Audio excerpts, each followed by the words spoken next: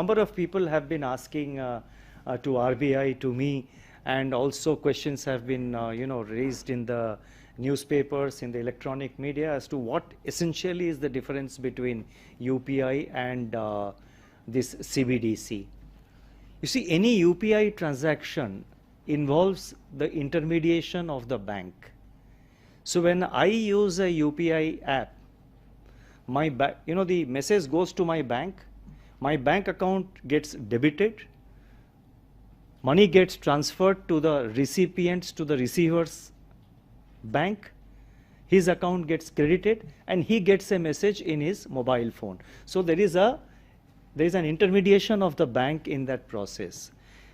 In CBDC, just as paper currency, you go to a bank, let us say you are drawing some 1,000 rupees currency notes. You draw 1,000 rupees, keep it in your purse, you go to a shop, you have to pay 500 rupees, you take out 500 rupees and pay.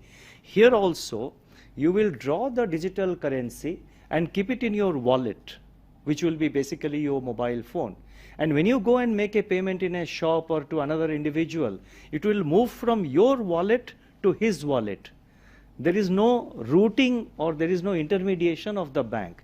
I thought this is necessary to clarify this point, because a lot of people having this whole question as to what is different between UPI and CBDC. With regard to your question, DG Ravi Shankar can answer. Yeah, I mean, just to expand in a little bit on what the governor said, E-Rupee is money, UPI is a payment method. So you can use any payment method to move money. So once that conceptual understanding is clear, I think we will understand the difference. And the key point is that UPI is movement of money from bank account to bank account, as the governor said. This is payment of cash. So it is possible that two private entities can provide wallets and the money can move between that. That's not possible in UPI. UPI has to be necessarily between a bank and another bank. Plus the fact that E-Rupee is money, its use cases can be many, many more. Money has various functions. It can do any of those functions.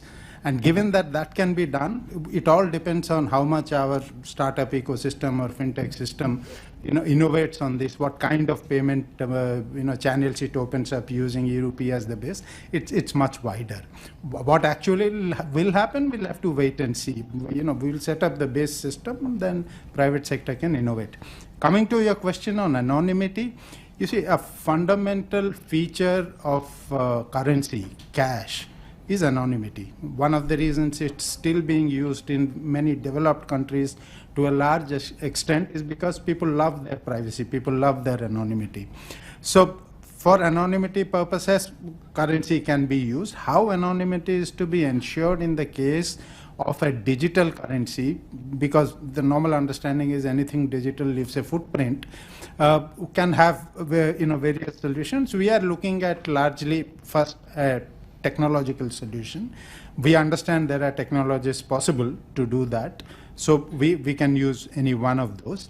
It is also possible to get a legal provision to ensure anonymity. So, what exactly will happen will depend on how things evolve.